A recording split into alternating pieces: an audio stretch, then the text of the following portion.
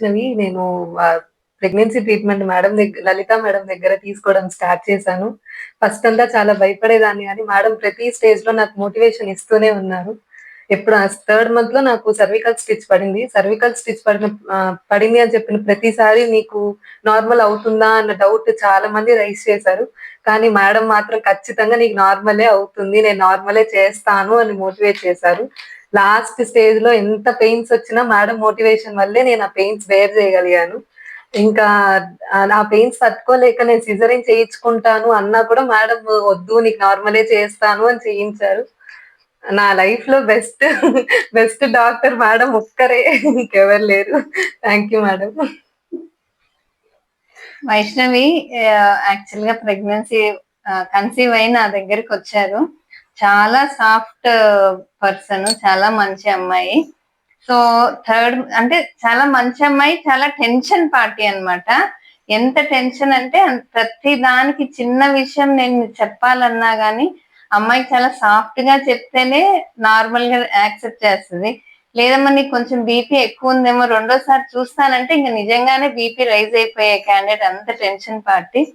Third month వచ్చిన తర్వాత actual గా ఫస్ట్ మంత్ స్కానింగ్ లో చూసినప్పుడు 7-8 వీక్స్ అప్పుడు 3.6 ఉన్న cervical length, first time NT scan లో చూస్తే 2.6 సెంటీమీటర్స్ ఉన్నింది.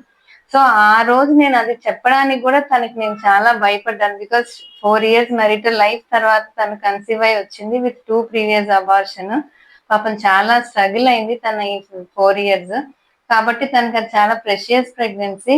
సో ఆ స్టిచ్ చేయించుకునేటప్పటికి ఈ రోజుకి నాకు వైష్ణవి మొహం గుర్తుంది. ఎందుకంటే ఆ రోజు ఎంతో ఏడ్చేసి మేడం ఇది కూడా అబార్ట్ అయిపోతుందా, ప్రీవియస్ 2 అబార్షన్స్ అయ్యాయి అంటే ఏదో విధంగా సాయిరాముడి దయ వల్ల ధైర్యం చెప్పి కుట్టేసిన తర్వాత కూడా ఏ చిన్న ప్రాబ్లం ఉన్నా నైట్ టైమ్స్ పరిగెత్తుకుంటూ వచ్చేది. వాళ్ళ మదర్ ఎంతో ఓపిక తీసుకొచ్చేవాళ్ళు. ఎట్లో అమ్మవారి దయ వల్ల, బాబా దయ వల్ల 9th month వరకు వచ్చింది, సాఫ్ట్ గా అయింది. సూచన తీసిన తర్వాత వాళ్ళ అమ్మగారు ఎప్పుడు అనేవాళ్ళు, అమ్మ పెయిన్ సెన్సిటివిటీ ఎక్కువ, మా పాప నార్మల్ చేసుకోగలదా అంటే వచ్చిన ప్రతిసారి 9th month నేను ధైర్యం చెప్పేదాన్ని, చాలా లూజ్ ఉంది గర్భసంచి, ఈజీగా నార్మల్ అవుతుంది అని.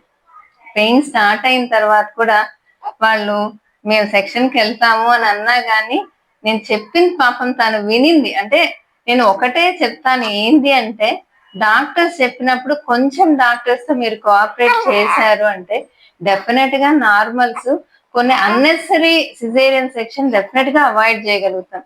సో నేను చెప్పినప్పుడు తను వినకుండా మొండిగా గాని, ఆ పెయిన్స్ బేర్ చేయకుండా గాని నేను సెక్షనే చేయించుకుంటాను అని అనింటే తనకి సెక్షనే అయిండేది. సో నా మాటకు విలువ ఇచ్చి వాళ్ళు వెయిట్ చేసి సెక్షన్ అనుకున్న వాళ్ళు నార్మల్ చేసుకున్నందుకు నాకు నిజంగా చాలా హ్యాపీ. నేను ప్రతిసారి అనేదాన్ని, ఎందుకంటే చాలా మందికి ఒక మిస్నామ్ ఏంది అంటే సర్వైకల్ స్టిచ్ చేస్తే ఇంకా సెక్షనే అవుతుంది, నార్మల్ అవ్వదు అని.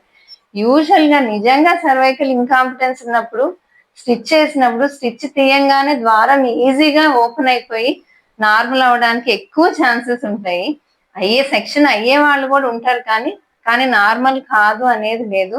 అట్లా వైష్ణవి లాగా అందరు కూడా డాక్టర్స్ తో కోఆపరేట్ చేస్తే చాలా వరకు అన్నెసరీ సిజేరియన్ సెక్షన్ రేట్ ని మనం తగ్గించవచ్చు. అంతేనా వైష్ణవి? ఓకే.